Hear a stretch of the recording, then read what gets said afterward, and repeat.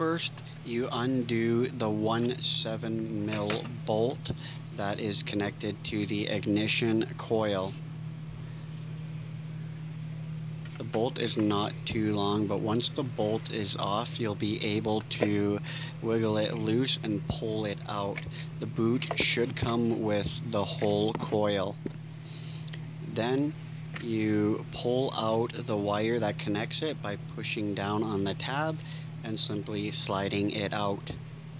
You put the coil off to the side and grab your ratchet. Make sure you have your extensions on it. Sometimes you will need a little swivel on it to get into it. Sometimes you will not. Simply see by placing it inside if you could reach it without the swivel. If you cannot, you'll have to remove your extension with your socket, put your swivel extension on it, and get into it that way. Sometimes they can be a little bit hard to get to, but once you have your swivel extension on it, you could then put it in deep down into where your spark plug is. You simply crank it off. It'll be a little bit hard at first, but then it'll get easier and easier and easier and easier as it loosens up.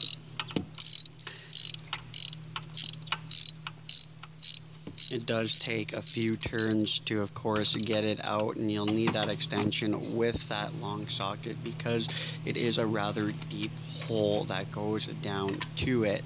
Now, once you get it out, of course, the spark plug does not come with it, so you're going to need something like a magnet to reach down into that hole. Simply grab it and pull it out with your magnet. Simply put your old one off to the side, open up the box with your new spark plug, and pull it out. Of course, make sure that you drop it in evenly and make sure you drop it in the correct way. Once your spark plug is in, you can simply just go ahead and fit your socket onto it. You can tighten it up a little bit with your fingers once your extensions are all in. Once you can no longer tighten it up hand tight, you'll of course take your ratchet, make sure it's on righty-tighty, and simply tighten it up. Now this is the part that you have to be very careful on because you don't want to over tighten it, but yet you don't want to under tighten it. So make sure she's nice and snug at that point. Now you're going to go ahead and put your coil on there. I simply just took my boot off to see if my coil was corroded at all, if it had any corrosion on it. If it does, you might need to clean it off a little bit or simply even just replace the whole coil. Now once you checked out your coil, you can of course put your boot in onto your coil.